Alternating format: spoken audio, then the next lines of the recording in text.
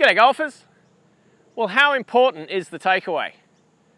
Well, if you believe everything you've read and heard about the takeaway, then you'll believe that it's the be-all and end-all of producing a good golf swing. But I'm not convinced. Today we're going to discuss the merits of an orthodox takeaway and what is an orthodox takeaway. And we're going to investigate some different possibilities and see if we can work out what's best for you. Welcome to Aussie Golf Pros.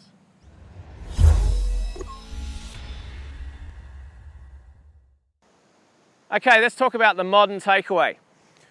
So the pundits reckon that you really need to make sure that the club is in front of your hands in the takeaway. You want to have the shaft pointing at the target or maybe even slightly in front. And the absolute number one thing that you mustn't do is bring the club on the inside in the backswing. And to be honest, if you have a look at a lot of tour pros golf swings, they do exactly that. They keep the club in front of them. You've even got golfers like Matthew Wolff these days who get the club way out in front, and then that enables you to shallow the club in the downswing. And look, to a large degree, I agree that that is a very powerful way of delivering the golf club, of promoting that shallowness. We've talked about the shallowing of the shaft in the downswing in the past. But really, is it all about that takeaway? Let's have a look at some swings, some takeaways of some different players over the years. If you go back a few years, you look at Raymond Floyd, we can see that he brings the club very much on the inside. Still a very good shaft angle in the downswing.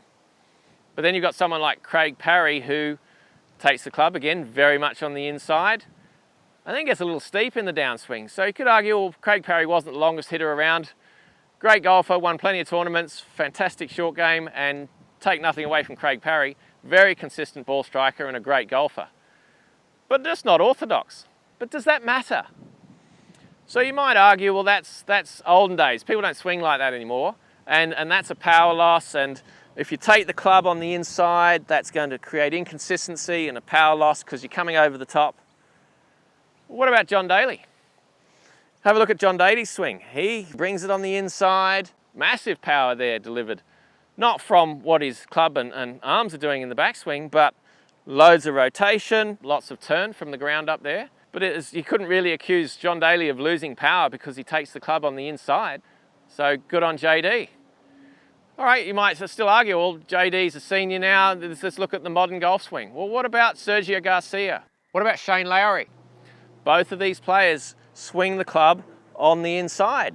Fairly flat golf swings, they still shallow the club, and they're very shallow into the golf ball, so they're delivering the club very well. They're getting the shaft into great positions, and it's still a modern and powerful golf swing. But have a look at the takeaways. They are on the inside. Now, I've seen plenty of golfers do this. Swing on the inside, cast it over the top, cut across it, weak slice, and open club face, no power there. And you could say, well, that all stems from the takeaway. And I would encourage a player like that to reverse what's happening, to see if they can get the club a little bit more in front of them. We don't want to detach. We don't want to push the arms away from the body in order to then drop the club on the inside. Although, again, if you have a look at Freddie Couples, he did that his whole career.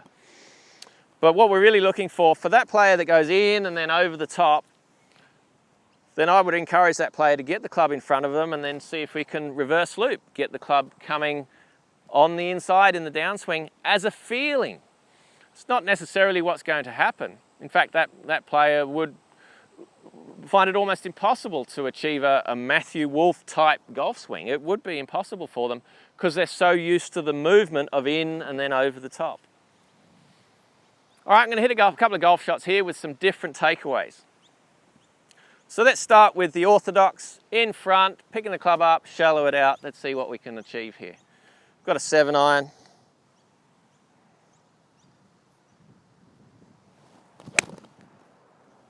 Little draw there. Was very much in front, dropping the club a little bit on the inside. Very easy to hit a draw from that position, for me anyway.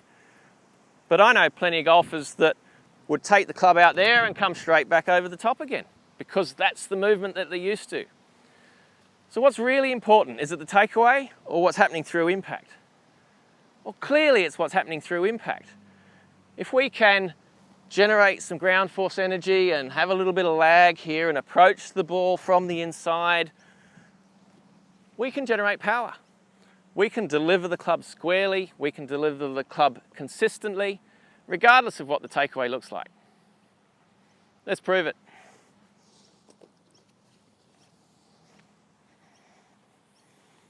Right, now I'm going to take the club inside, see if I can still deliver the club the same way. I reckon I can. So there's a clear over the top move. Well, I'm going to lose loads of power because of that. I don't think so. Inside. I actually felt pretty good. Still got the little draw. Still felt the same amount of power. It felt weird to me because I don't normally swing it inside like that. But because I'm so used to approaching the ball a certain way, that's pretty much what happened into the ball. Now, on that occasion, I really felt that I pulled the club in, but the club face was still square. What about the player that fans it really open? I'm not a big fan of that move. I think it does and can create a lot of inconsistency, but there are definitely some players out there that do that. Let's see if I can open the club up. This is a really common move. A lot of people will then go over the top, but I'm so used to approaching the ball a certain way, I still reckon that's going to happen. Inside takeaway, really fanning the club face open.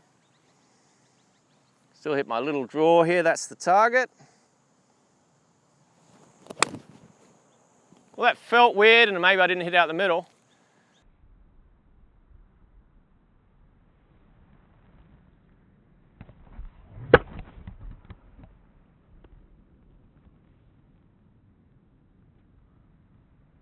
Still gone to the target, still on the green.